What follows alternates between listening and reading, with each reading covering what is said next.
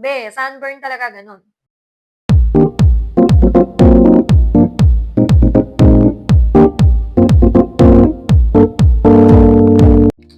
Hi guys! Meron na naman tayong i-review na rejuvenating set, mga beshi, na nag-trending din sa TikTok.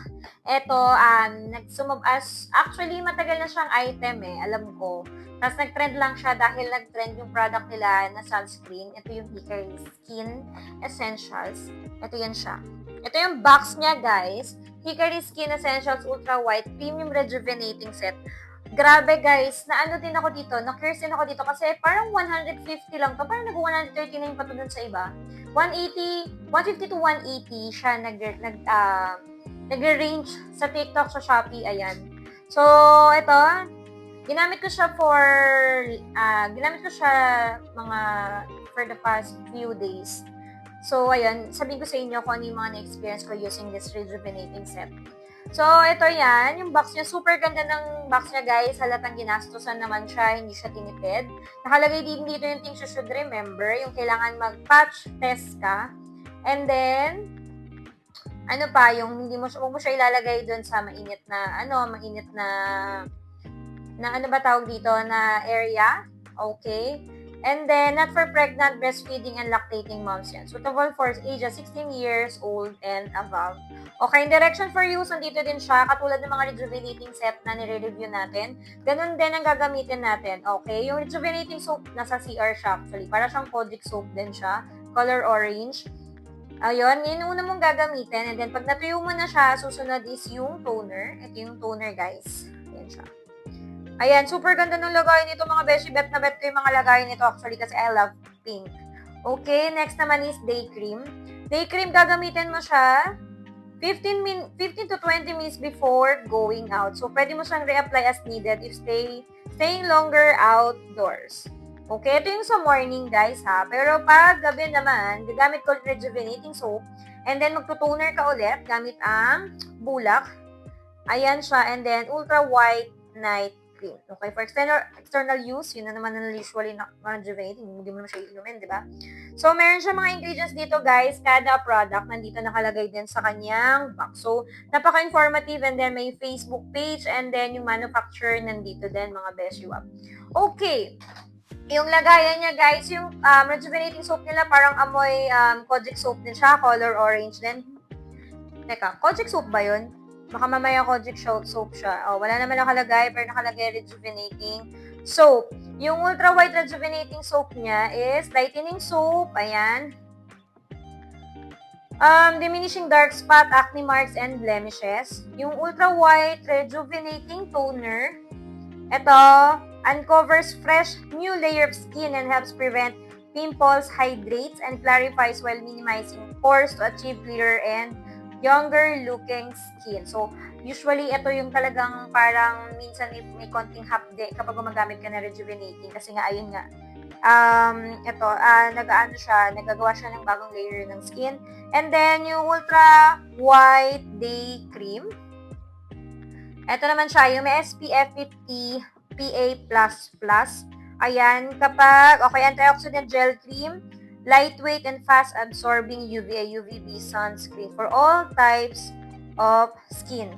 So, ang night cream naman niya, guys, is ito. Moisturizing overnight cream that helps reduce appearance of wrinkles, improve skin elasticity and firmness while restoring damaged skin cells. So, ayun guys, story time naman while using this rejuvenating soap. Okay. I'll be honest dun sa review ko kasi usually naman talagang lagi ko namang ginagawa is nag-honest review ako dun sa own experience ko, guys. Sobrang daming ganda ng review nito, guys. Kahit mag-check kayo dun sa accounts nila, sobrang dami ng reviews. Tapos para sa murang rejuvenating soap. So, laban na yon mga Beshiwap, no? Ayan. Pero, okay, first day of using this, hindi ako ata nakapag-picture. Okay naman siya. Usually, normal lang nararamdaman ko sa rejuvenating toner. Pag gumagamit ako ng mga toner,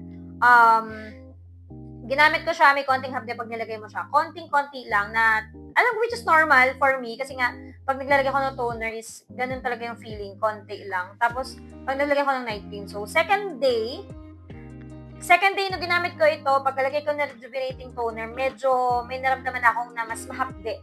So, tinuloy ko pa rin siya kasi inisip ko is normal lang din siya. But guys, pag third day na, naramdaman ko na kahit,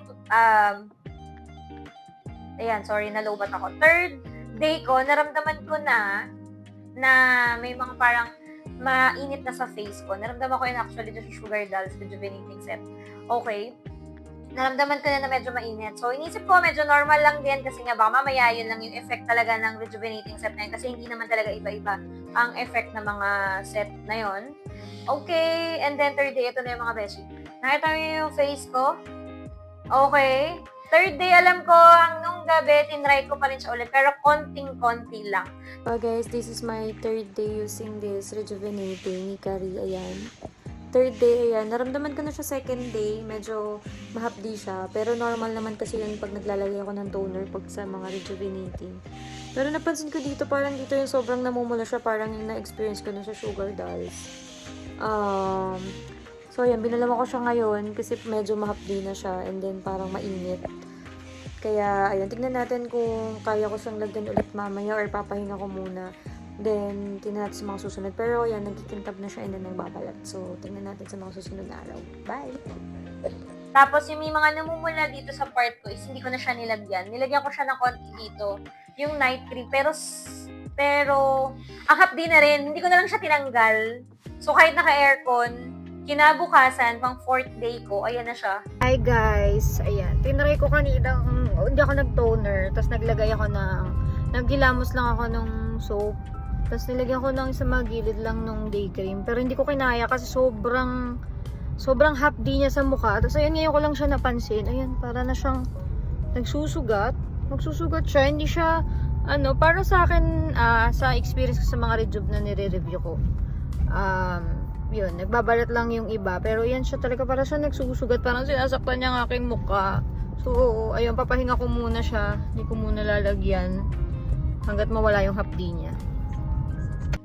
Ayan, sobrang hapdi na nandito ko. So, I stopped using it. Ayun. Para na siyang nasusunog. Ayun, parang may makapal na dito na sobrang init kahit nasa loob ako ng naka-aircon ako. Sobrang hapdi niya dito. And then, nagbabalat na siya. Doon nakikita ko doon sa mga, pag nakita niyo yung mga picture na ilalagay ko dyan, makikita niyo siya na parang medyo kumikim sa ibang part. Pero dito, yan, sobrang tindi. Tapos nagkapatsi-patsi talaga. Parang, sunburn talaga, ganun. Parang ito yung pinakauna na tinest ko na sobrang sakit na mukha ko na talagang hindi ko kinaya. So, nag-stop ako, guys. Pero, ito nga, ayun, medyo natakpan kasi actually ng foundation. Pero may konti pa, pero medyo hindi na siya masyadong mahapdi. Unlike nung 5th day na hindi ko na siya ginagamit, sobrang hapdi na ng face ko. So, ayan, tinignan ko yung yung ingredients nito. Though, alam ko na mayroong mga rejuvenating set na hingay-hiya nga talaga. Kasi talagang marami talagang gumamit yung rejuvenating set na to. Talaga na kumini sila, guys. Depende lang talaga sa hiyangan. Kaya, ayun, sinabi ko na sa inyo yung own experience ko. Pero tignan ko yung mga ingredients niya. And then, napansin ko, meron din siya dito, ayan, yung napansin ko sa mga toner is ethyl alcohol, ayan. Which ethyl alcohol, nakaka-help talaga siya pampakinis, guys, ha. Pero pag sensitive ang skin mo or face mo, possible talaga na magkaroon siya ng irritation. So, I think isa yun sa mga nakapag-irritate ng face ko ng mga panahon na ito. Baka manipis ng aking mukha, ganun, hindi ko alam. Kahit makapal talaga ang aking mukha, ganun. Ayan. Ayun. Feeling ko, isa yun sa mga content na nakapagpaano sa face ko. Though may mga niacinamide siya, pampaputi talaga. Kaya marami din talaga siyang napaputi, guys. Kasi napansin ko parang medyo kumikintab na yun dito, nagko-close yung port. Ang problema lang, guys, nag-spot-spot yung mukha ko. Tapos parang, as in talaga, nakita nyo naman doon sa picture. Ayun, sobrang sumakit talaga yung mukha ko. Ayun. So, ayun, guys. Kung meron kayo experience dito sa Hikari Skin na Essentials Ultra White Rejuvenating Set, pwede rin kayo mag-comment dyan sa baba.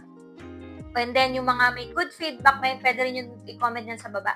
Para din sa mga viewers natin. Ayan, please don't forget to like this video, comment na rin kayo, and then please don't forget to subscribe, ring the notification bell para sa susunod nating mga videos. Please ma-update kayo. Bye!